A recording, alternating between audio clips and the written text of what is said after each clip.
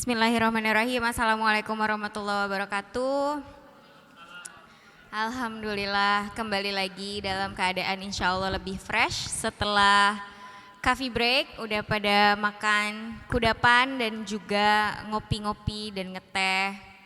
Kembali lagi ke sesi kajian pranikah materi yang kedua hari ini insya Allah akan dibawakan oleh Dr. Yulia Andani Murti, dokter keluarga. Sebelum dimulai ke materinya kita kenalan dulu dengan pematerinya yang sudah hadir di samping kita. Apa kabar Ibu Dokter?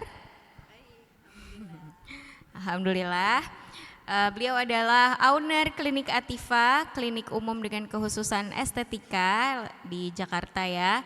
2001 sampai 2014 klinik pertama Kementerian Kelautan dan Perikanan, dan 1998 sampai 2001 bekerja juga di Puskesmas Kelurahan Mampang Perapatan, Jakarta Selatan. Ibu Dr. Yulia sudah menikah dengan Kalamullah Ramli, ibu dari dan anaknya ada 2 putra dan 6 putri. Cucunya ada 6 dan mantunya ada 4. Latar pendidikannya adalah di Fakultas Kedokteran Universitas Airlangga dan juga Magister Kesehatan dan Keselamatan Kerja Universitas Indonesia.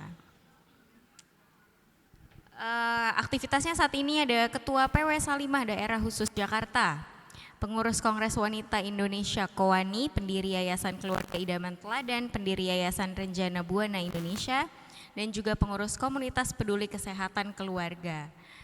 Langsung aja kita simak materi kali ini adalah tentang sistem reproduksi. Dipersilahkan. Ya, terima kasih Kakak Zahra.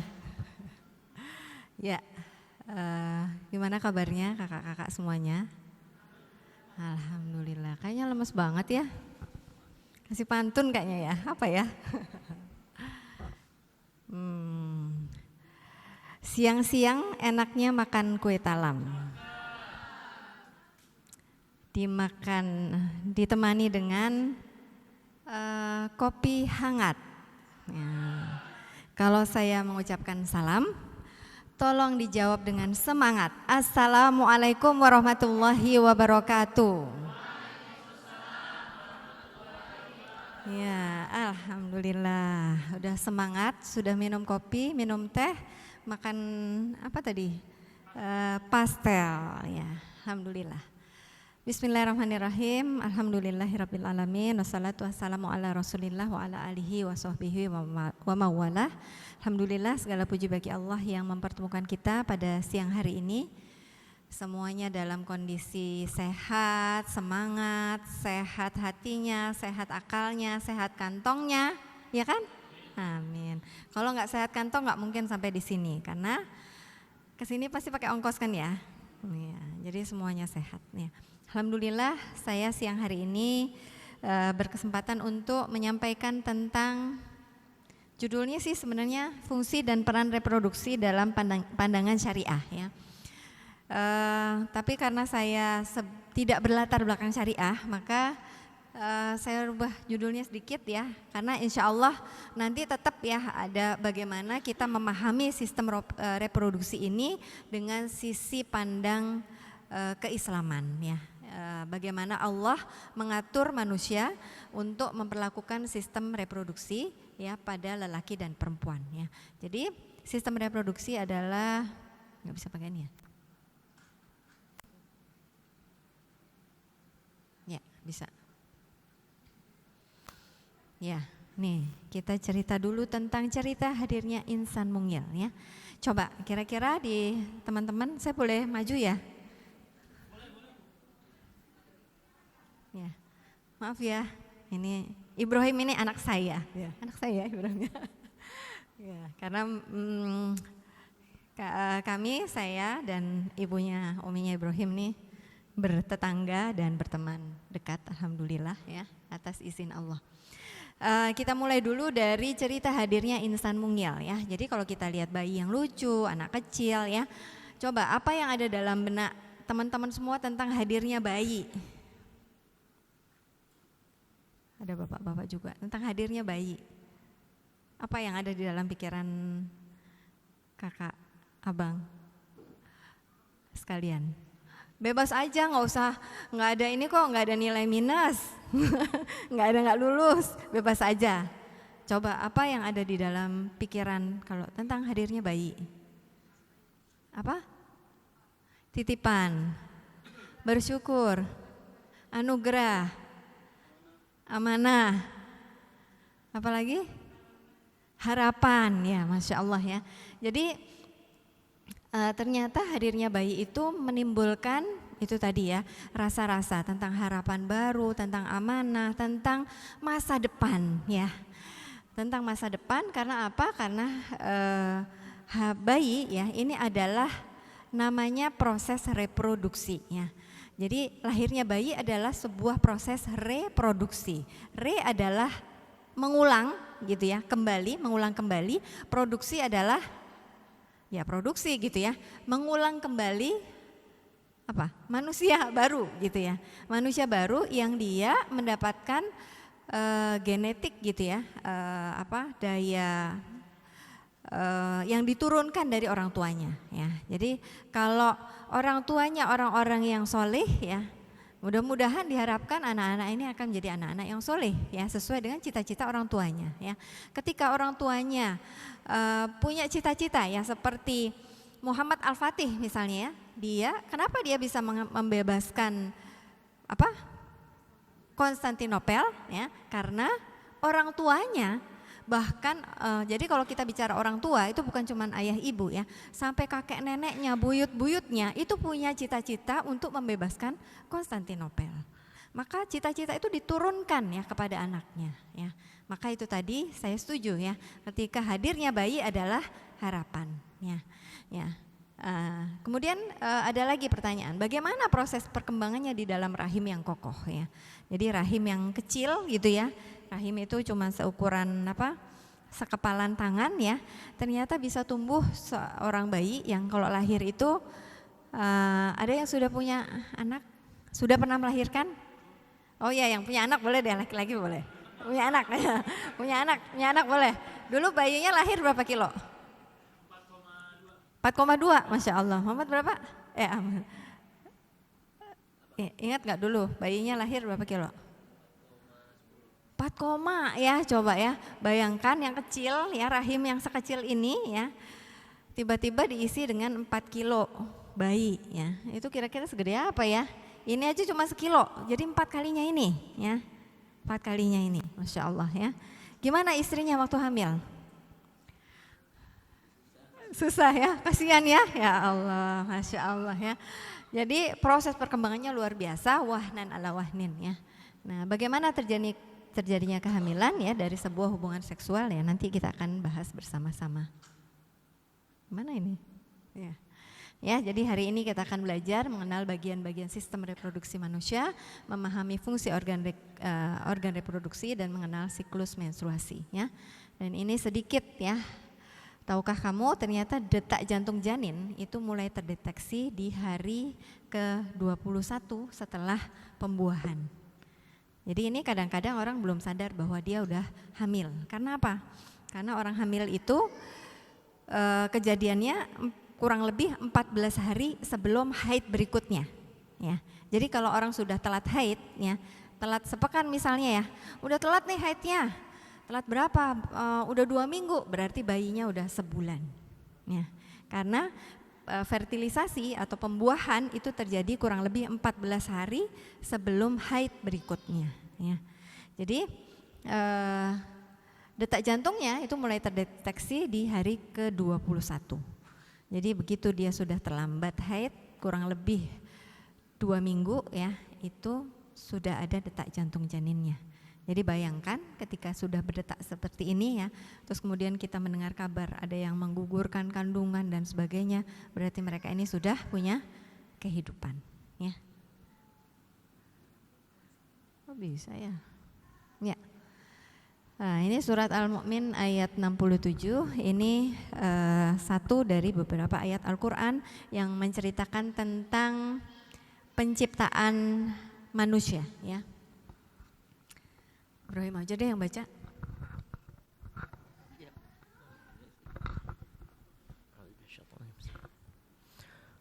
أعوذ بالله من الشيطان الرجيم هو الذي خلقكم من تراب ثم من نطفة ثم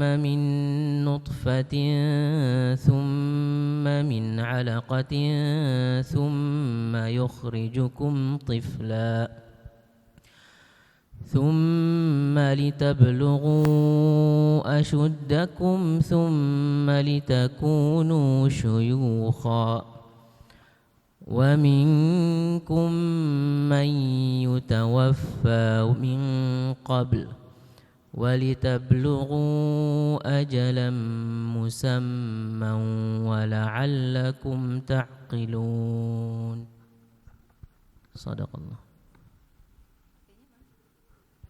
Artinya, dialah yang menciptakan kamu dari tanah, kemudian dari setetes mani, sesudah itu dari segumpal darah, kemudian dilahirkannya kamu sebagai seorang anak, kemudian kamu dibiarkan hidup supaya kamu sampai kepada masa dewasa, kemudian dibiarkan kamu hidup lagi sampai tua. Di antara kamu ada yang diwafatkan sebelum itu. Kami perbuat demikian supaya kamu sampai kepada ajal yang ditentukan dan supaya kamu memahaminya. Surah Al-Mu'min ayat 67. Terima kasih ya, Masya Allah, bacaan Quran yang fasih ya. Insya Allah menambah keimanan kita tentang penciptaan kita ya. Karena Allah menyebutkan waladzi khalaqakum ya. Jadi penciptaan kita semuanya sama seperti ini ya. Semuanya diciptakan dari tanah, kemudian dari setetes mani ya. Jadi mani ini ya, setetes bertemu dengan mani dari perempuan gitu ya. Maka itu bergabung gitu ya, bersama-sama kemudian menjadi segumpal darah ya. Kemudian ya dari segumpal darah itu dalam waktu 9 bulan 10 hari menjadi lahir ya, menjadi seorang anak ya. Nah ini karena ini ya kita belajar tentang sistem reproduksi manusia. Jadi sistem reproduksi tadi ya, reproduksi adalah membentuk ya, membuat kembali manusia yang dia ada di rahim ya seorang ibu ya, di mana ternyata ya ibu ini ada kontribusi dari ayah ya. Ibu dan ayah ya melakukan proses ya, hubungan yang kemudian dari sini ya sistem reproduksi ini bisa membentuk manusia yang baru ya. Jadi sistem dikatakan sebagai sistem reproduksi. Kenapa disebut sistem? Karena dia terdiri dari organ dan jaringan di dalam tubuh manusia yang berfungsi untuk memungkinkan terjadinya reproduksi ya. Dan memang kalau bahasan reproduksi ini kadang-kadang dianggap sebagai sesuatu yang tabu gitu ya. Itu mah nggak pantas gitu ya ngomongin itu ya. Maka kita seringkali berhadapan dengan istilah-istilah yang aneh-aneh ya di masyarakat untuk menghindari istilah itu gitu ya. Misalnya ada istilah tentang burung gitu ya. Ya, itu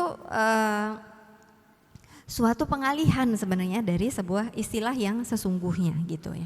Ini yang nanti ada pelajaran tadi ya, tarbiyah jinsiyah yang diharapkan kita ya sebagai ibu ya, sebagai ayah, sebagai calon ibu, sebagai calon ayah ya bisa memahami pendidikan reproduksi ini dengan sebaik-baiknya ya. Jadi ini insya Allah kita sama-sama belajar ya siang ini tentang human reproductive system ya. Nah ini tentang 4 ya, ada 4 fungsi ya, 4 fungsi sistem reproduksi manusia. Yang pertama adalah memproduksi sel telur dan sel sperma ya. Jadi kurang lebih seperti ini ya. Jadi sel telur itu 1 ya, setiap bulan hanya keluar 1. Ya enggak? Ada enggak yang sebulan haidnya bisa 2 kali? Atau sebulan 4 kali gitu? Ada enggak? Enggak ada ya. Karena memang sebulan tuh jatahnya cuma 1 yang keluar ya. Jadi keluarnya satu, terus kemudian diserbu oleh jutaan sel sperma. Ya. Jadi emang laki-laki itu cemen ya. Satu yang lawan jutaan coba ya. Dan kemudian ini pun udah kayak gini ya. Udah satu dilawan jutaan. Ternyata enggak selalu berhasil. Ya, tentu atas izin Allah ya, tapi enggak selalu berhasil yang jutaan ini ya. Ada yang ya ini jadi memang kokoh sekali ya. Kalau sudah ada chemistry tertentu maka hanya satu yang berhasil. Dan kalau sudah ada satu yang berhasil nempel ya, kemudian masuk, itu yang lainnya itu pintunya kayak tertutup ya. Padahal nggak ada pintu di situ ya. Tapi itu akan tertutup sehingga yang lainnya nggak bisa masuk. Ya, ini luar biasa ya. Sistem reproduksi kita. Dan bedanya, apa bedanya nih laki-laki dan perempuan ya?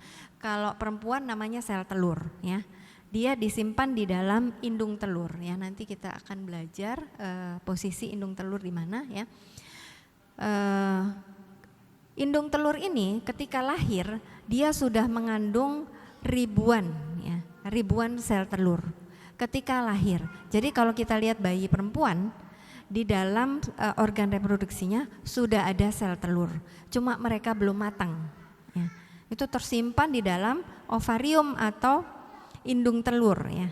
Nah di dalam indung telur ini nanti ketika sudah ada hormon-hormonnya, maka sel telurnya ini matang satu-satu.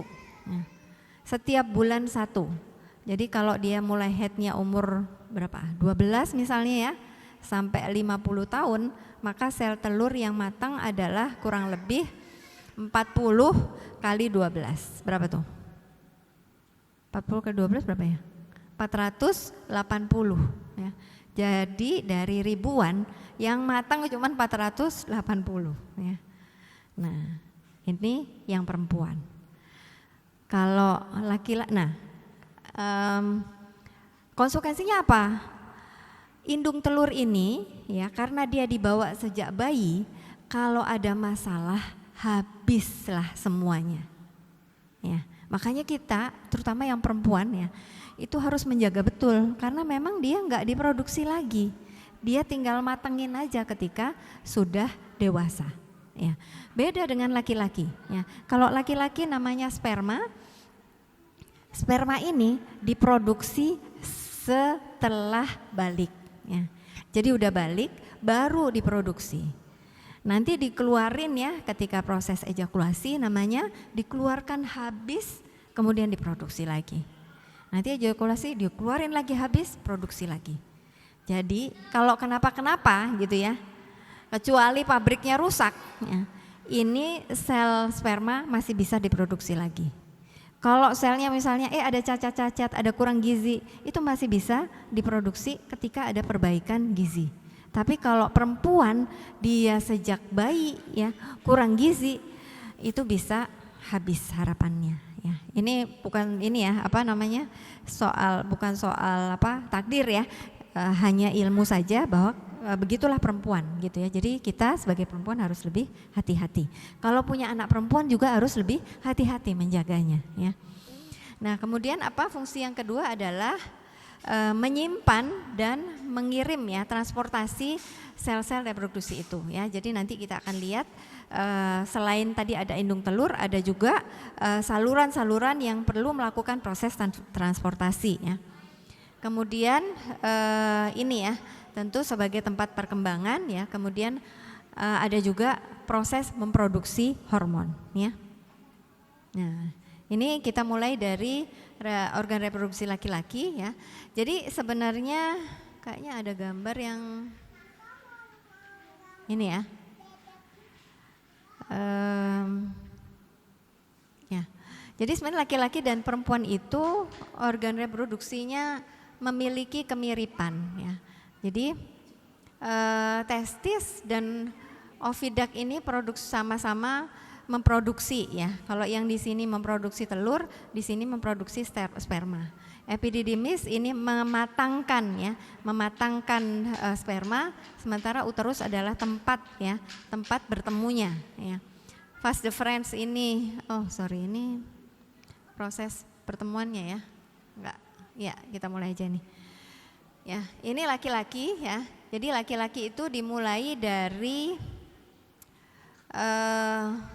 nah ini bedanya laki-laki dan perempuan adalah di saluran ya. Jadi kalau laki-laki dan laki-laki saluran air kencing itu sama dengan saluran sperma. Satu.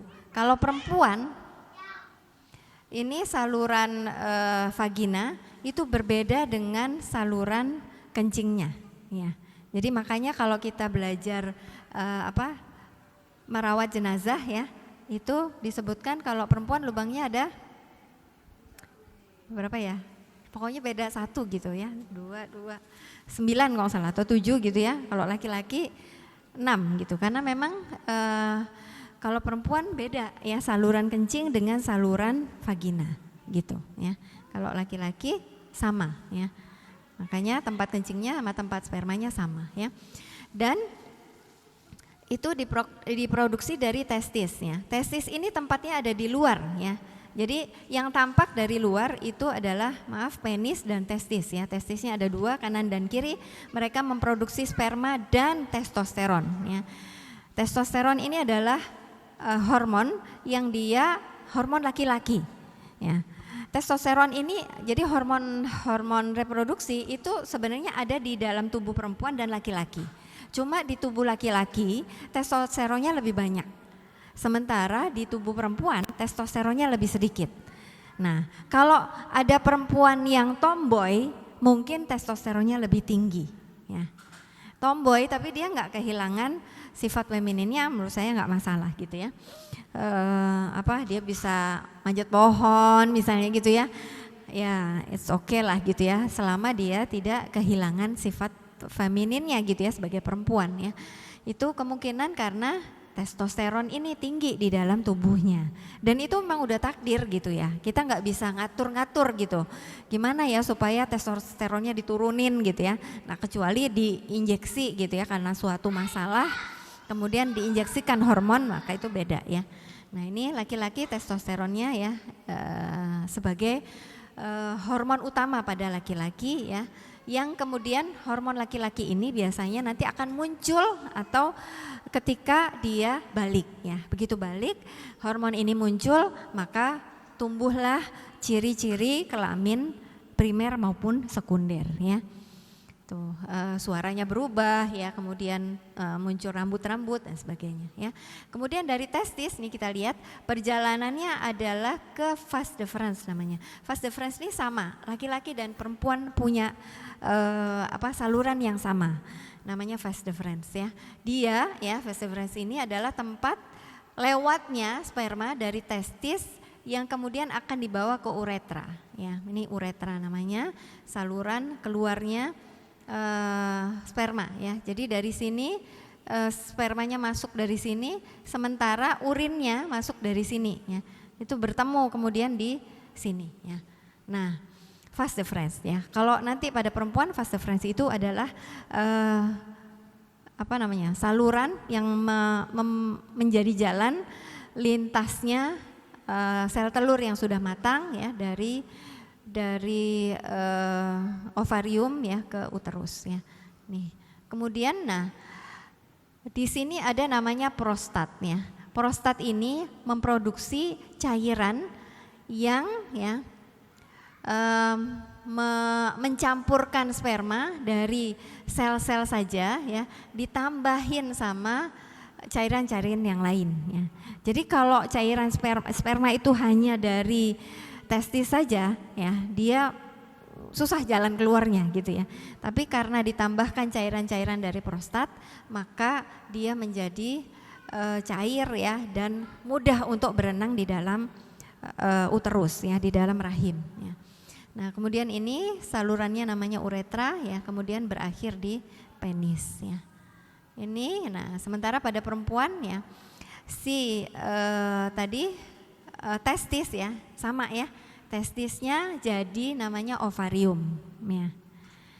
Ini letaknya di dalam ya. Kalau laki-laki tadi testisnya ada di luar ya. Kalau lagi dingin dia masuk ya. Kalau lagi panas dia keluar ya. Ini sebenarnya Masya Allah ya. Allah melindungi sel-sel sperma ini dengan cara-cara yang unik ya, jadi bisa keluar masuk itu tadi ya. Nah, ovariumnya ada 2. Nah, ini meskipun mereka kelihatannya terpisah, tapi ternyata mereka janjian ya. Jadi kalau bulan ini kanan produksi mengeluarkan sel telur yang matang, dia akan bilang, hari ini aku dulu ya, bulan depan boleh deh kamu ya. Jadi kamu diam dulu, jangan matangin telur gitu ya. Ntar kalau ini udah keluar bulan depan ya, ternyata nggak ada pembuahan, bulan depan deh gantian yang satunya, sekarang gantian aku ya gitu. Tapi ada masanya ketika mungkin hormonnya sedang hormonnya ada yang nggak seimbang gitu ya, sehingga mereka janjiannya miss ya. Akhirnya keluarlah 2 sel telur ya. Kalau terjadi keluar 2 sel telur, kemudian dibuahi keduanya, terjadilah bayi kembar ya. Itu namanya kembar tidak identik ya, karena berasal dari 2 telur. Ada juga namanya kembar identik. Kalau kembar identik itu asalnya dari 1 sel telur dibuahi oleh 1 sperma, dalam proses pembelahannya membelah terbentuk dua janin, 2 sigut ya. Itu kembar identik. Ya, kalau kembar identik telurnya 1, spermanya 1, jenis kelaminnya sama ya. Terus biasanya lebih mirip ya. Kalau kembar tidak identik, telurnya 2, nanti mereka biasanya nggak sama ininya, ada perbedaan di sana gitu ya. Nah, kemudian ovarium ini tadi ya, dia memproduksi telur ya, dan hormon seks perempuan ya seperti estrogen dan progesteron ya. Jadi hormonnya perempuan estrogen dan progesteron ini yang kemudian bermain ya, naik turun ada siklusnya sehingga terjadi haid ya. Nah, kemudian dari ovarium ini tadi ya keluar satu-satu, setiap bulan hanya keluar 1 ya, atau sesuai siklusnya. Nah, kemudian keluar, nah ini agak unik ya, karena ovarium ini kalau tadi kita lihat laki-laki itu tertutup ya, ini kan semuanya dari sini lewat saluran semuanya ya. Kalau perempuan itu enggak ya, lihat ini ovariumnya di sini, ini namanya fimbriae-nya dari tuba fallopi. Itu apa sih, fimbriae itu kayak apa, jaring-jaring apa ya, ya gitu deh pokoknya ya, ini namanya fimbriae ya, kayak apa ya, susah nyebutnya. Nah ini dia nih sel telur yang matang di sini itu lompat gitu ya. Jadi ini benar-benar apa, daerah terbuka gitu, nggak ada saluran apa-apa ya. Ini lompat dari sini ditangkap oleh ini, jadi dia kayak apa sih ya, cumi-cumi gitu kali ya, yang suka lihat ubur-ubur ya, dia tuh bisa ngisep.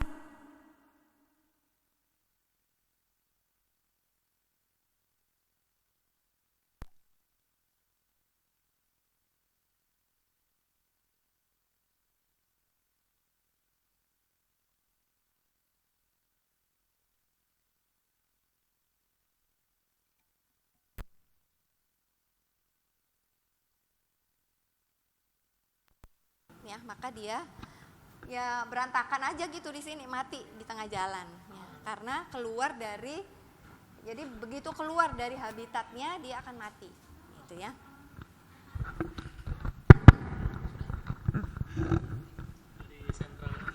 Oh iya, oke ya, jadi seperti itu ya.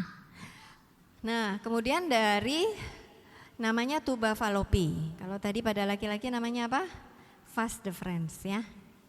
Ini namanya tuba fallopi. Tapi sama-sama saluran yang mentransport sel telur dari ovarium. Ovarium ini atau disebut juga indung telur ya. Ini ke rahim ya. Nah, pertemuannya di mana? Oh nanti ya berikutnya baru kemudian rahim ya.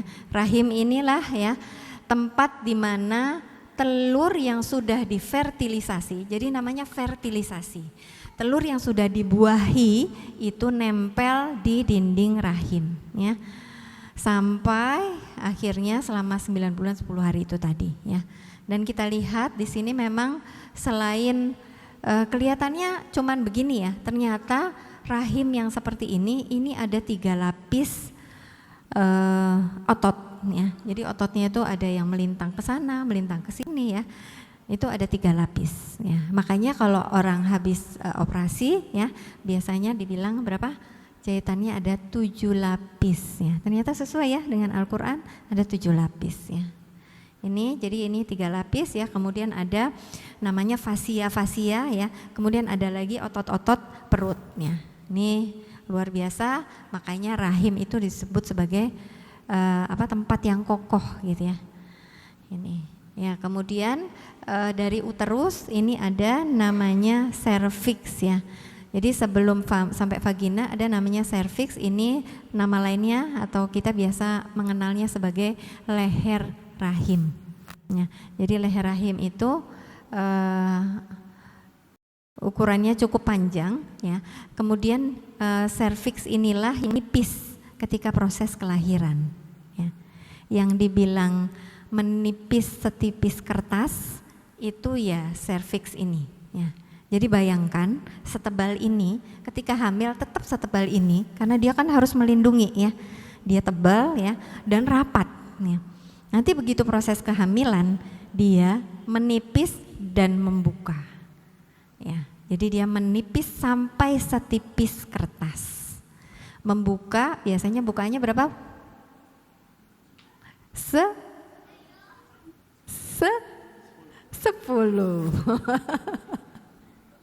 Bukanya 10 ya. Dari 1, 2. Jadi sebenarnya itu 1 jari. 2 itu 2 jari. Kenapa? Karena dulu kan belum ada ilmu belum ada alat macam-macam ya. Maka yang meriksa ya proses kelahiran itu ya tangannya dokter atau bidan gitu ya. Jadi supaya gampang ya pakai jari ya. 1 jari buka, 1 jari buka, 2 jari, pembukaan 3 jari, 4 jari, 5 jari, ya 6 jari sampai kalau udah sempurna itu istilahnya 10 gitu ya. Itu gimana caranya masuk semua? Enggak juga sih, biasanya begini gitu ya, kalau udah masuk tuh 10 jarinya itu dibuka begini, oh ini 10, jadi sebenarnya kira-kira sih itu gitu ya. Tapi yang dirasakan adalah tipisnya. Jadi kalau udah, oh ini udah setipis kertas, maka itu disimpulkan sebagai pembukaan lengkap atau 10 ya. Jadi Masya Allah ya, setebal ini bisa setipis kertasnya. Dan ini juga otot-otot yang di dekat-dekat uterus ini juga, dekat serviks ini juga dia menipis ya. Ini ya serviks ya, kemudian di bawahnya baru vagina ya, di mana vagina ini ya dikatakan di sini dia adalah tempat ya di mana mohon maaf ya penis itu masuk di sini untuk proses reproduksi ya. Termasuk ya keluarnya darah yaitu dari sini ya. Termasuk keluarnya bayi ya. Itu jadi bayi itu perjalanannya pendek ya. Cuman berapa? Kira-kira 15 cm aja. Kok bisa lama ya? Jadi sebenarnya nggak lama, karena yang lama tadi kita lihat apa? Proses menipisnya serviks ya. Jadi yang bikin lama itu ya. Jadi sebenarnya jalannya sih 15 cm itu cuman beberapa menit aja ya. Begitu ibu mengejan ya, itulah perjalanan di vagina yang 15 cm itu ya. Nah ini journey-nya dari sel sperma ya, tadi dari testis ya. Ini produksi sperma, kemudian ke epididymis, ini untuk mematangkan sperma, kemudian dia berjalan di dalam saluran yang namanya vas deferens tadi, melalui uretra terjadi ejakulasi ya. Ejakulasi ini keluarlah sel sperma masuk ke dalam vagina, dari vagina masuk ke dalam serviks, dari serviks masuk ke uterus, dari uterus masuk ke oviduct ya. Jadi sebenarnya fertilisasi itu terjadinya di oviduct. Balik lagi ya, terjadinya di sini ya. Jadi pembuahan bukan di dalam rahim, tapi janjiannya ngumpet-ngumpet. Di mana? Di tempat yang sempit, namanya oviduct atau nama lainnya tuba fallopi ya. Nah ini karena janjiannya di sini, kemudian ada tugas yang lain. Jadi kalau udah janjian, terus kemudian bertemu ya, terjadi fertilisasi, ini dia akan lompat ya, digeser lagi, disapu lagi supaya masuk ke dalam rahim ya. ada masanya ketika proses nyapunya itu gagal. Jadi udah pembuahan, hasil pembuahannya tetap diam di dalam saluran falopi. Bayangkan salurannya kecil atau besar? Namanya juga saluran ya, pasti kecil lah ya. Kecil, tiba-tiba ada yang berkembang di sini. Janin, ya, belum sampai janin ya. Belum sampai janin, biasanya dia membesar di sini. Ya. Menimbulkan nyeri, ini namanya hamil di luar kandungan. Pernah dengar? Ya. Jadi hamil di luar kandungan itu di mana sih hamilnya? Apa iya di sini? Iya, emang iya gitu ya. Spermanya wah lompat-lompatan ke sini, nggak bisa ya. Jadi hamil di luar kandungan itu maksudnya hamil di luar uterus, hamil di luar rahim. Tapi dia tetap berada di dalam organ reproduksi. Namanya apa? Tuba falopi atau oviduct. Ya, di sini ya. Jadi bayangkan saluran yang sekecil itu tiba-tiba ada bayi, dia membesar, biasanya nyeri. Kalau nggak ngeh juga, biasanya sih udah nyeri banget ya. Biasanya ya kalau udah nggak ngeh gitu ya, masih dibiarin aja di rumah, nggak segera dibawa ke rumah sakit. Nah ini bisa pecah. Kalau pecah pendarahan itu sakit banget dan mengancam nyawa karena udah biasanya pendarahannya masif dan dia tersimpan di dalam perut. Ya, karena apa? Darah yang keluar dihasilkan oleh rahim. Ya. Jadi darah yang keluar ini kemungkinan kecil, sedikit banget keluar lewat vaginanya sedikit darahnya. Tapi darahnya ngucurnya di sini, ya, banjir di dalam perutnya. Tiba-tiba perutnya gendut, ya, semuanya darah. Dan darah kita, total darah kita, ada yang tahu berapa liter yang mengalir di dalam tubuh kita? Darah kita itu total kurang lebih 5 liter saja. Ya, bayangin kalau perutnya ini ya, kalau dia bocor 2 liter, 3 liter di sini, akhirnya anemi, dia bisa meninggal karena kurang darah ya. Ini proses hamil di luar kandungan ya. Jadi bukan hamil di mana-mana gitu ya, tapi hamilnya di tuba falopi ya. Makanya sebaiknya segera periksa ya kehamilan. Yang pertama untuk memastikan bahwa kantong kehamilannya ada di dalam uterus ya. Jadi begitu telat, tadi ya begitu telat itu sebenarnya udah 3 minggu ya. Jadi segera diperiksa ya. Ini puzzle time langsung aja lah. Ini tadi ya persamaannya ya. Jadi penis itu sama dengan vagina, uretra itu sama dengan uterus ya. Terus kemudian testis itu sama dengan ovarium ya. Nah, oviduct itu sama dengan vas deferens ya. Jadi sebenarnya waktu bayi itu sama bentuknya, cuma mereka melakukan diferensiasi namanya. Jadi saya yakin nggak ada orang yang dilahirkan dengan kelamin yang ganda atau misalnya merasa saya ini salah kelaminnya, saya tuh harusnya perempuan tapi kenapa kelaminnya jadi laki-laki, saya mau operasi aja. Saya percaya nggak ada yang seperti itu gitu ya. Meskipun mungkin tadi ya ada faktor hormonal ya, yang dia kelebihan hormon tertentu ya yang membuat dia melambai misalnya, tapi biasanya kasus seperti itu adalah masalah lingkungan ya. Ya, ini sedikit tentang siklus menstruasi ya. Jadi sesungguhnya menstruasi ya itu adalah proses yang terjadi karena tidak terjadi pembuahan. Jadi sel telurnya jomblo seumur hidup. Sel telurnya ya, sel telurnya. Karena dia usianya cuma berapa tadi? 28 hari ya.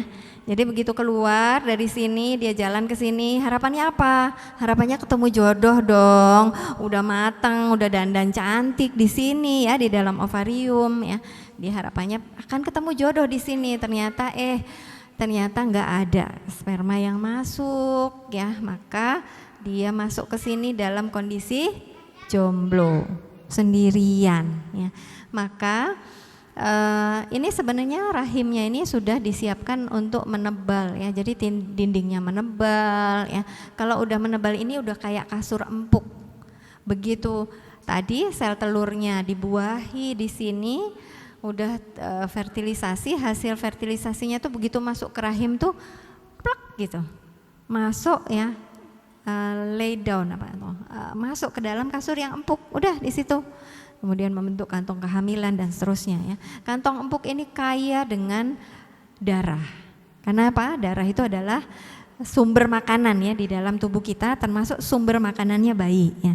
Jadi bayi itu dari kecil sampai lahir ya, itu sebenarnya kan makannya dari darah ibunya ya. Dia nggak makan dalam artian makan dari mulut gitu ya, dari ibunya. Nah, sumbernya ada di sini ya. Jadi ini adalah lapisan uterus, lapisan rahim yang menebal ya, untuk mempersiapkan proses kehamilan ya. Tapi tadi begitu keluarnya jomblo, maka penonton kecewa. Mereka menangis, enggak ya. Ya kurang lebih begitulah ya. Akhirnya persiapan yang sudah dilakukan dengan luar biasa ini luruh.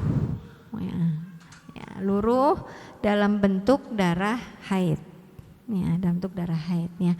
Makanya ada enggak kalau lagi haid sakit perutnya gitu ya. Aduh.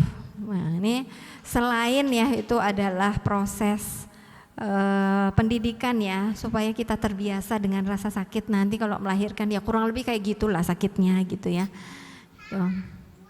Nah, karena apa? Jadi rahim ini kayak diperes gitu ya, diperes supaya sel lapisan ini bisa keluar bersih ya. Karena apa? Kalau nggak bersih dia akan terus menimbulkan pendarahan ya. Kalau nggak bersih, dia bisa menimbulkan tumor misalnya, kanker ya. Itu kalau nggak bersih ya. Maka berterima kasihlah kepada rahim kita yang setiap bulan meskipun kita merasakan sakitnya, tapi dia sudah membersihkan rahim dari proses-proses calon ya kehamilan yang gagal itu tadi gitu ya. Nih, maka dia luruh menjadi haid ya. Biasanya haid itu 5 sampai 7 hari. Ada yang sampai 10 hari, kalau secara fikih sampai 14 hari ya, sampai 14 hari. Nah, begitu sudah selesai ya, ini maka prosesnya dimulai lagi dari awal ya, keluar lagi sel telur yang matang ya, dan seterusnya ya. Maka proses ya keluarnya sel telur tadi sampai dibuahi di sini tadi ya, itu kurang lebih 14 hari sebelum haid berikutnya gitu ya. Itu sampai di sini ya. Jadi kalau mau ngitung waktu subur ya, itu harus tahu siklus haidnya ya. Misalnya kalau hari ini tanggal 1, bulan ini tanggal 1, bulan depan tanggal 1 lagi biar gampang ya. Atau tanggal 28 ya, biasanya siklus itu dihitungnya 28 hari ya. Hari ini tanggal 1, terus nanti tanggal 28 haid lagi. Berarti masa suburnya adalah 28 dikurangi 14. Jadi tanggal berapa suburnya? 28 kurang 14? 14 ya. Kan emang dibikin biar angkanya gampang ya. Jadi tanggal 1 haid lagi tanggal 28, maka masa suburnya adalah 28 dikurang 14 yaitu tanggal 14. Kan nggak mungkin ya keluarnya pas banget ya, biasanya ditambah 3 hari dikurangi 3 hari ya, kurang lebih 7 hari lah itu masa subur, itu diperkirakan kurang lebih 7 hari. Terus kalau haidnya panjang gimana? Hari ini tanggal 1, bulan depan tanggal 15 baru haid lagi, tetap ya. Tanggal berikutnya 15 dikurang 14 berarti kira-kira haidnya itu masa suburnya tanggal 1. Kurang 1 tambah 1 ya kurang lebih sepekan, di situ adalah masa suburnya ya. Kemudian masa subur ini juga bisa ditandai dengan lendir yang keluar dari vagina. Jadi perempuan itu secara alami mengeluarkan lendir dari vaginanya ya. Bisa kalau capek ya, juga ketika subur ya. Cuma bedanya ketika subur ini lendir yang keluar dari vagina itu sifatnya lengket ya. Jadi dia cair tapi lengket gitu ya. Lengket itu maksudnya nggak kayak lem gitu ya, maksudnya dia mulur gitu, mulur. Ya. Itu lendir yang khas banget keluar ketika masa subur. Ya. Jadi kalau haidnya nggak teratur, jadi gimana dong caranya menentukan masa subur ya? Itu bisa dilihat dari lendirnya.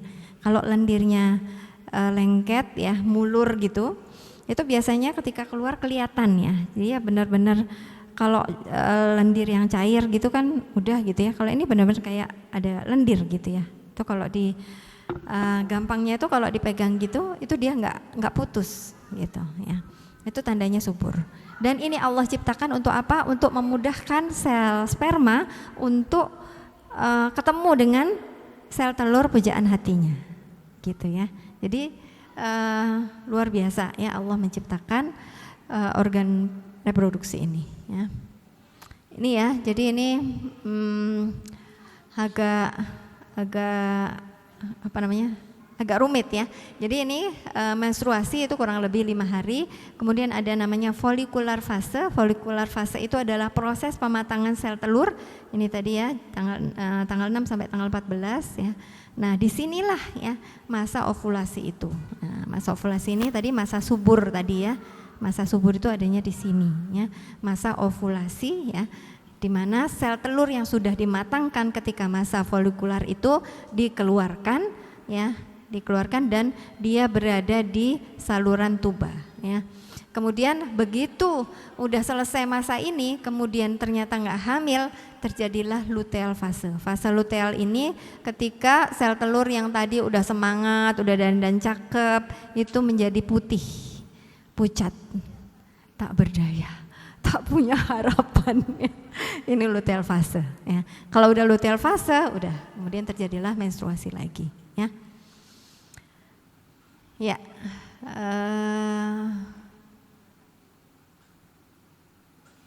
ya ini tadi ya yang menstruasi cycle itu untuk mengeluarkan sel telur dan mempersiapkan uterus untuk kehamilan. Masih ada waktu nggak? 10 menit lagi. Ya, ini tadi ya. Saya ingin menambahkan tentang beberapa penyakit ya yang sering terjadi pada organ reproduksi ya. Ini saya nggak buat gambarnya.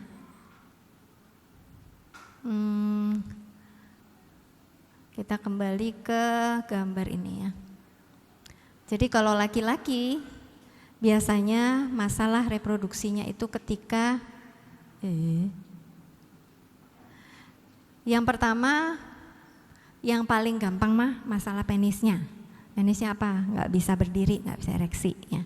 Ini biasanya masalah psikologis ya. Pokoknya memang laki-laki itu sifatnya qawwam ya, ar-rijalu qawwamuna 'alan nisa. Jadi dia harus diperlakukan sebagai pemimpin. Kalau dia tidak diperlakukan sebagai pemimpin, direndahkan, dilecehkan oleh istrinya, itu biasanya efek terburuk adalah tidak berfungsinya penisnya ya. Jadi ada tuh orang-orang yang kalau sama istrinya nggak bisa, tapi kalau selain istrinya bisa. Itu mau nggak di sini ya tentu. Itu ada tuh kayak gitu ya. Karena apa? Karena dia merasa istrinya tidak mengkawamkan dirinya ya. Mungkin karena gajinya lebih tinggi ya, mungkin karena pendidikannya lebih tinggi dan sebagainya ya. Ini ya masalah yang pertama biasanya yang tampak ya, yang paling meresahkan ya untuk laki-laki biasanya masalah yang tampak di luar ya. Kemudian yang kedua adalah sering juga terjadi masalah di prostat ya. Tapi ini jarang ya, kalau masih muda itu jarang. Biasanya masalah prostat ini terjadi di usia di atas 50 tahun ya. Karena prostatnya udah capek. Jadi dia tadi kan fungsinya mompa ya, mompa apa? Mompa cairan-cairan, hormon-hormon ya. Nah, ini pada usia tertentu dia tuh lelah. Sehingga apa? Karena lelah dia protes. Dia lelahnya tuh malah membesar ya. Membesar sehingga menutupi saluran ini ya. Maka gejala pembesaran prostat yang paling sering dan memang biasanya terjadi itu adalah dia nggak bisa kencing ya. Jadi kalau ada bapak-bapak laki-laki ya, iyalah bapak-bapak laki-laki ya, itu nggak bisa kencing ya, tiba-tiba nggak bisa kencing aja ya. itu tersiksa banget dia ya, karena sakit perutnya ya, kemudian membesar ya, itu bisa tersiksa 2 hari 3 hari, itu kadang-kadang ditahan-tahan dulu tuh, nggak apa-apa, cuman nggak bisa kencing doang gitu ya, nanti minum ini minum itu ya. Nah ini biasanya prostatnya membesar ya. Ada yang jinak, ada yang ganas ya. Ada yang BPH itu benign prostate hipertensi, itu pembesaran prostat yang jinak, ada yang ganas itu kanker ya. Tapi kanker yang paling sering terjadi pada laki-laki ya kanker prostat ini ya.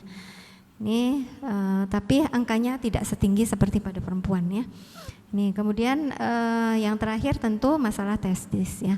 Kalau testisnya tadi ya mungkin kena radiasi apa? Radiasi dari gadget misalnya ya, makanya katanya laki-laki itu sebaiknya nggak naruh gadgetnya di kantong ya, karena mempengaruhi kualitas sperma ya. Sperma itu kualitasnya menurun dengan 2 hal ya, apakah dia jumlahnya berkurang atau kecepatannya ya, jadi dia lemes gitu ya, dia jumlahnya banyak tapi karena dia nggak gesit maka juga tidak bisa membuahi ya. Nih, jadi laki-laki masalahnya cuma itu ya. Perempuan lebih banyak masalahnya ya. Dari mulai tadi ya sel telur ya, hati-hati nih. Ini kalau punya anak perempuan hati-hati banget dijaga, karena apa? Ini kita lihat ya, kalau laki-laki tadi itu kan kecil ya jalannya. Ini kan nggak segede ini ya, pasti tertutup kecil ya dia jalannya. Tapi kalau perempuan relatif lebih lebar. Terus dia tuh bisa kalau ada kuman masuk ya, bakteri, jamur itu bisa dia masuk dengan leluasa sampai ke atas ya. Dan sering terjadi ini anak perempuan itu lengket ininya, saluran tubanya. Karena apa? Yang paling sering dulu itu pemakaian bedak ya, bayi-bayi perempuan dikasih bedak di daerah selangkangannya. Terus kemudian bedak ini kan partikelnya kecil masuk ke dalam vaginanya, itu bisa terhisap ya. Kemudian menimbulkan keradangan di sini. Ya, begitu juga hati-hati perempuan, anak perempuannya kalau ada infeksi saluran kencing ya segera diatasi, karena kalau sampai naik ke atas ya bakterinya, virusnya, jamurnya ya ini bisa menimbulkan masalah yang ya dalam jangka panjang itu di sini gitu ya. Ini lengket-lengket ya. Ini makanya terus ada pernah dengar nggak ya? Ditiup ya, rahimnya ditiup. Ini lama nggak hamil-hamil ternyata lengket jadi ditiup rahimnya, pernah nggak dengar gitu? Nah, ya jadi istilahnya tuh ditiup karena memang ini kan lengket nih, kemudian ada ya memang tekniknya tuh kurang lebih seperti niup balon sih gitu ya, ditiup dari sini sehingga dengan tekanan yang tinggi itu ini terbuka dengan proses tekanan itu ya. Ini karena memang kalau ini tertutup ini kan nggak bisa ketemu karena tadi ke tempat ketemunya sperma dan sel telur di sini ya. Ini jadi hati-hati perempuan ya, apalagi kalau lagi haid ya. Itu masya Allah, kenapa Allah melarang seorang perempuan yang sedang haid itu dicampuri ya, karena kalau lagi haid itu terbuka ininya ya, sehingga resiko terjadinya infeksi termasuk lengketnya saluran tuba ini semakin besar ya.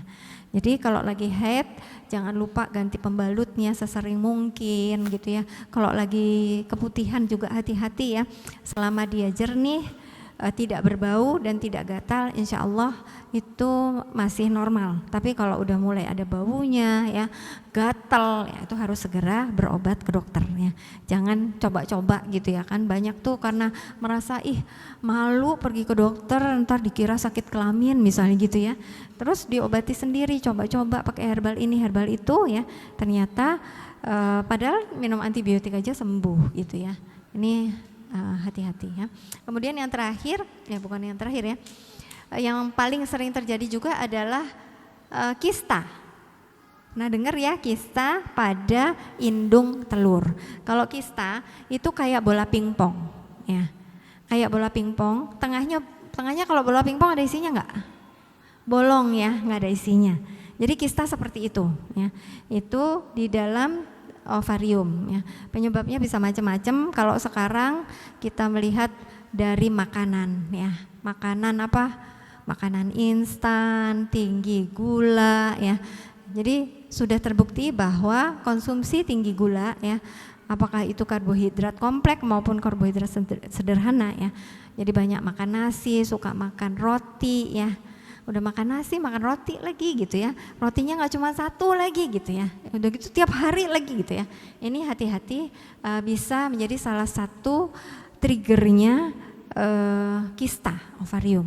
Kista ini kalau kecil biasanya indikasi operasi itu kalau kistanya sudah ukuran 10 cm. 10 cm gede ya. Kalau masih kecil biasanya dibiarkan saja ya, dengan harapan kalau kistanya di sini yang satunya masih normal gitu. Itu gunanya ovariumnya ada 2 ya. Kemudian yang sering lagi adalah miom. Ya, pernah dengar ya miom? Ya. Kalau miom ya, kalau kista tadi seperti bola pingpong, kalau miom itu seperti bola tenis. Bola tenis kayak apa? Padat gitu ya, padat keras gitu ya. Nah, miom itu kayak gitu, dia adanya di, jadi ini kan otot ya, otot rahim, dia adanya di otot rahim. Ya, apakah dia, nah posisinya tuh bisa di tengah-tengah, bisa menonjol ke dalam, bisa menonjol keluar. Kalau menonjol keluar itu bentuknya jadi kayak gini, kayak si ovarium ini, apa? Ada tangkainya. Kalau ada tangkainya, ini ada risiko dia kepluntir gitu ya di dalam, itu biasanya menimbulkan gejala sakit. Tapi kalau nggak ada apa-apa, ini biasanya nggak ada sakit. Jadi miom itu seringkali nggak ada rasa sakit. Ada tuh orang yang sampai perutnya gede kayak hamil gitu ya, ternyata miom.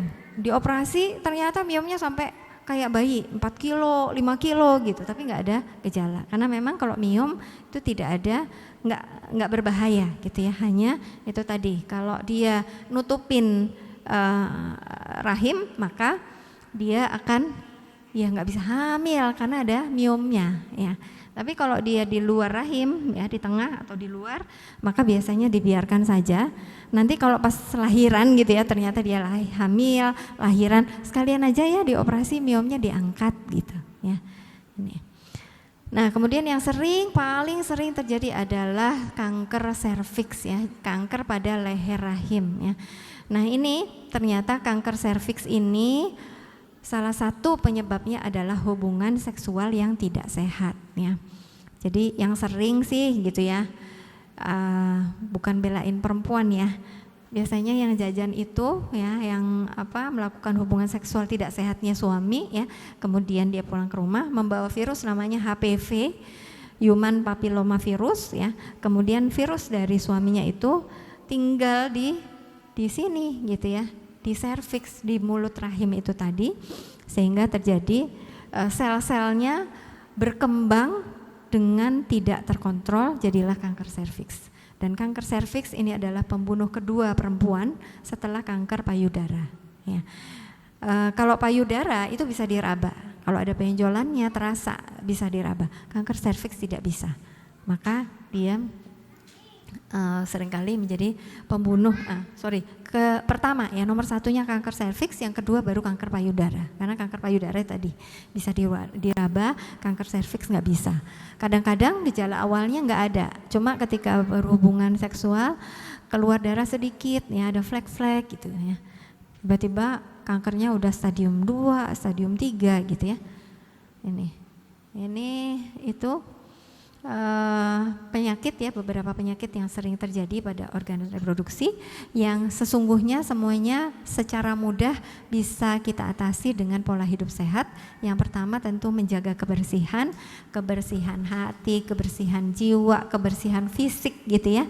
Jadi kalau jangan jorok lah gitu ya, jadi muslimah jangan jorok. Pokoknya kalau kotor ya, baju dalamnya segera ganti ya. Apalagi kalau perempuan kan memang cenderung keluar lendir ini lendir itu ya. Itu sebaiknya ganti gitu ya, segera ganti, jangan dibiarkan basah ya. Kemudian yang kedua, jaga tetap kering ya. Ini terutama yang perempuan ya. Jadi kalau habis cebok gitu ya, istinja itu dikeringkan ya supaya nggak tumbuh jamur ya. Karena apa tadi ya, jamur, bakteri, virus tuh kalau udah masuk tadi ya masalahnya jadi banyak ya. Nah kemudian yang kedua ya, jaga kebersihan. Yang kedua jaga makan ya, jaga makan. Pokoknya makan apa? Sebenarnya yang halalan thayyiban itu lebih banyak. Cuman karena memang di sekitar kita ini sekarang dikepung dengan makanan instan yang tidak thayyiban, sehingga kita merasa ya emang makan cireng enak sih gitu ya, makan seblak wah enak banget gitu ya, apalagi basreng pokoknya makanan gitu ya, gitu-gitu itu hati-hati ya, mungkin sekali-sekali nggak apa-apa ya, tapi jangan dijadikan sebagai cemilan sehari-hari yang setiap hari ya makan itu gitu ya, apalagi makan nasi pakai basreng misalnya gitu ya, itu di rumah ya. Ada tuh yang kayak gitu, hati-hati ya. Selain pedesnya, itu juga MSG-nya ya, kemudian pengawetnya, tepungnya ya. Ini yang perlu dihindari ya. Makan sehat. Yang ketiga tentu pola pikir ya, dan pola pikir dan pola seksual yang sehat ya. Jadi hanya berhubungan dengan pasangan ya. Insya Allah ya, dengan hubungan dengan pasangan itu adalah yang penuh berkah gitu ya. Jadi kalau udah penuh berkah itu insya Allah penyakit nggak ada, penyakit pergi ya, penyakit jauh-jauh gitu ya. Itu ya mudah-mudahan bermanfaat. Burung Irian, burung cendrawasih. Cukup sekian, terima kasih. Barakallahu fiik Ibu Dr. Yulia atas pemaparannya, jazakillah khair. Ini tentunya jadi kalau tadi yang pertama kita ngomongin persiapan fikroh gitu ya untuk membangun rumah tangga dan mendidik anak kita selanjutnya. Kalau yang ini tentang persiapan fisik yang tentunya tidak kalah penting dan sentral juga gitu ya dalam kehidupan pernikahan. Oke, masih ada 20 menit. Dipersilahkan bagi abang mbak yang mau bertanya.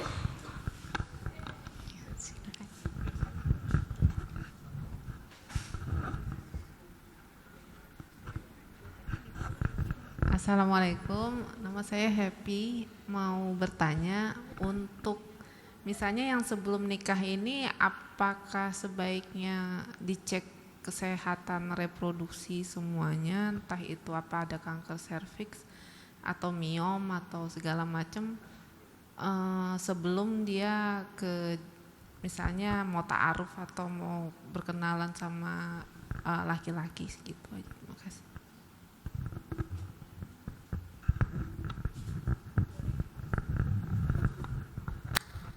Ya, langsung ya.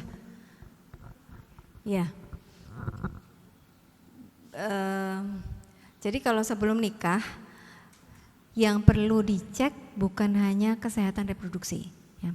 Kalau reproduksi biasanya sih nggak sampai segitunya gitu ya, maksudnya pemeriksaan organ reproduksi biasanya malah nggak dilakukan karena apa, yang diwaspadai justru penyakit kongenital namanya, yang dia terjadi pada sel reproduksi tadi ya, pada ovum dan sperma.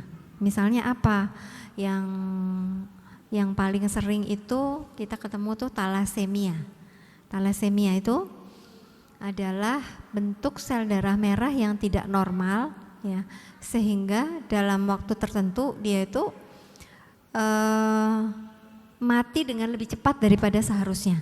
Jadi di dalam tubuh kita ini kan sel darah kita ya, dan sebenarnya sel-sel secara umum itu usianya 28 hari. Nah, sel darah merah yang terkena talasemi ini ada yang 21 hari udah mati, ada yang 14 hari sudah mati, sementara produksinya normal. Jadi apa yang terjadi? Kurang darah ya. Jadi sel darahnya banyak mati, tapi yang baru sedikit produksinya normal ya, maka terjadilah anemi atau kurang darah. Makanya orang yang talasemi dia harus transfusi setiap bulan. Ada yang setiap ya tergantung ini ya, tergantung derajat talaseminya ya. Dan ini bisa dicegah dengan ya, talasemi ini terjadi pada ketika seorang laki-laki yang menderita talasemia mayor menikah dengan perempuan yang menderita talasemia mayor atau minor. Jadi itu sih ada pemeriksaannya gitu ya, tapi kurang lebih seperti itu ya. Kalau minor sama minor dia nggak akan keluar gejalanya gitu. Jadi ya tampak normal aja, tapi sebenarnya dia talasemi. Nanti kalau dia si minor ini nikah sama minor yang lain, itu bisa muncul. Cuma kemungkinannya 1 dari 4. Ya. Nah itu ya, jadi teori genetika. Nah itu biasanya justru periksa darah seperti itu, ya. Periksa untuk sel aneminya gitu ya, untuk kemungkinan talasemi. Terus kemudian pemeriksaan yang lain sih biasanya darah rutin aja. Untuk kemudian dari darah rutin itu disaring apakah ada infeksi ya. Misalnya kita sering dengar misalnya ada tokso gitu ya, TORS ya, itu biasanya tampak dari darah rutin. Jadi yang diperiksa cukup darah rutin dulu. Kalau langsung tokso itu bisa jutaan ya. Tapi kalau darah rutin nggak sampai 100.000 ya. Udah cukup aja periksa darah rutin itu. Insya Allah dari situ bisa didalami gitu ya. Kalau ada masalah di pemeriksaan awal, baru kemudian didalami untuk pemeriksaan yang lainnya. Ya. Seperti itu. Karena memang kayak tuba yang buntu tadi itu nggak bisa diperiksa kalau masih gadis, gitu. Biasanya pemeriksaan kok misalnya USG gitu kan, USG itu harus transvaginal kalau dia nggak hamil. Jadi pemeriksaan USG yang dari perut itu kehamilan usia biasanya di atas 12 minggu. Jadi kalau hamil belum 12 minggu, apalagi lagi nggak hamil, itu harus masuk lewat vagina USG-nya. Ya kan kalau masih belum nikah masa iya dimasukin alat USG, ya nggak mungkin gitu. Jadi memang tidak ada pemeriksaan yang tadi mendeteksi itu. Boleh nyambung nggak nih? Kan kayaknya sekarang tuh juga banyak pembahasan atau ya di kalangan perempuan gitu ya tentang PCOS. Itu kaitannya dengan reproduksi gimana? Apakah jadi susah hamil atau gimana? Ya. Pada tahu nggak PCOS? Masih tahu dong apaan PCOS? Oh iya, rasanya kayaknya umum gitu ya. Jadi biasanya gejalanya menstruasinya tidak teratur. Kemudian kalau untuk diagnosanya pasti ke dokter ya? PCOS ya. Jadi PCOS itu adalah Polycystic Ovary Syndrome. Sebenarnya tadi yang saya sebutin kista ya, kista ya. Tadi yang ovarium tadi.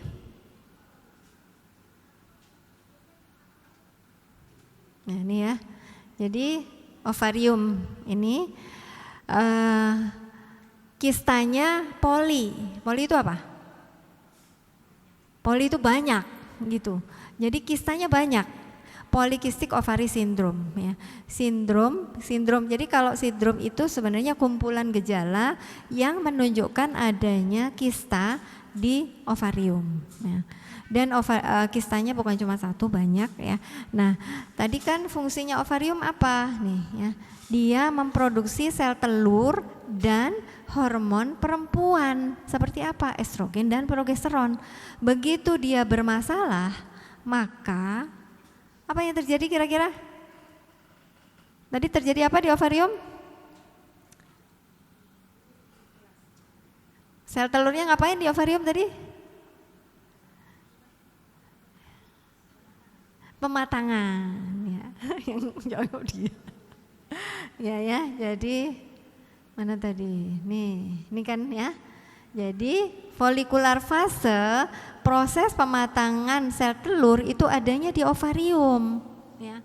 Ovariumnya di dalamnya tadi udah ada sel telur yang dibawa sejak bayi ya, sejak bayi terus matang satu demi satu dalam masa folikular fase ya.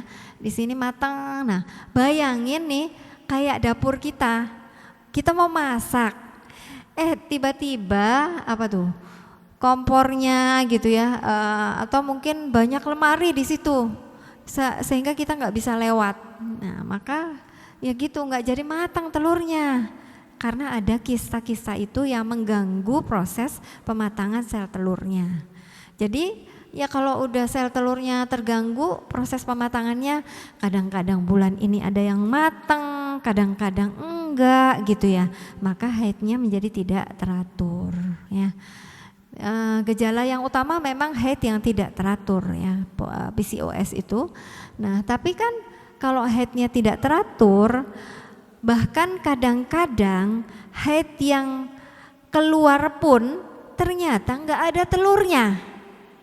Kok bisa? Bisa. Orang telurnya nggak matang, jadi dia masih setengah matang keluar, tapi proses hormonnya ini kan berjalan terus nih, tapi sel telurnya nggak ada, ya.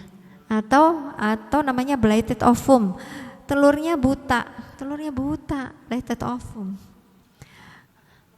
Iya, blighted ovum itu sebenarnya telurnya kosong gitu, nggak ada telurnya, ya. Ini dia keluar, ya. Ketika mau ada sperma yang jumlahnya seberapapun, kalau dia sebenarnya nggak ada isinya, ya tetap nggak bisa terjadi pembuahan. Jadi seperti haidnya teratur, atau sepertinya dia haid tapi ternyata telurnya nggak ada atau nggak matang, ya sama aja nggak bisa dibuahi. Ya. Itu PCOS seperti itu, ya. Terus apa lagi? Nah itu cuman soal perkara matangin telur doang, ya. Nah belum lagi soal produksi ini hormon, ya. Hormonnya juga terganggu, estrogennya terganggu, progesteronnya terganggu. Itu ya orang PCOS itu kadang-kadang gejalanya cuman dari emosi. Ih dia kenapa sih gitu ya? Tiba-tiba jadi pemarah, tiba-tiba jadi sedih gitu. Karena memang hormonnya tidak teratur. Dia mestinya progesteron sama estrogennya dalam kadar yang tertentu, dia ya salah produksi gitu, ya maka bisa dari emosi, ya. Jarang menimbulkan rasa nyeri di perut tuh jarang, ya. Biasanya justru efek dari hormon atau tadi kesuburannya yang terganggu, gitu. Terima kasih jazakillah khair Bu Dokter atas jawabannya. Udah masuk zuhur juga. Kita akhiri ya sesi kedua dari seminar pranikah hari ini. Semoga jadi udah siap nikah semuanya nih. Udah lebih matang lagi persiapannya. Yang belum nikah yang siap nikah. Oh yang belum nikah. Sudah nikah. Oleh yang sudah nikah jadi semakin sehat lagi gitu ya, semakin aware dengan kesehatannya. Ya, yang sudah nikah semakin sayang sama pasangannya, ya, dan saling menjaga kesehatannya. Iya siap. Ada pesan lagi, pesan-pesan untuk menjaga kondisi fisik atau persiapan fisik gitu untuk? Ya. Pesan ya untuk yang sudah menikah maupun belum menikah, tadi ya organ reproduksi kita punya peran yang sangat penting, ya, maka jagalah dia meskipun belum terjadi pembuahan, ya. Jadi meskipun belum menikah, ya jagalah organ reproduksi ini, ya, dengan sebaik-baiknya, ya, dengan makan makanan yang sehat, termasuk dengan berpikir yang sehat, ya, supaya ya dengan berpikir yang sehat itu insya Allah ya, kalau kita berpikir sehat itu sel-sel di dalam tubuh kita akan merespon semuanya, aku sehat, aku sehat, aku sehat gitu ya. Dan dengan sehat itu sama-sama kita niatkan untuk ibadah, ya.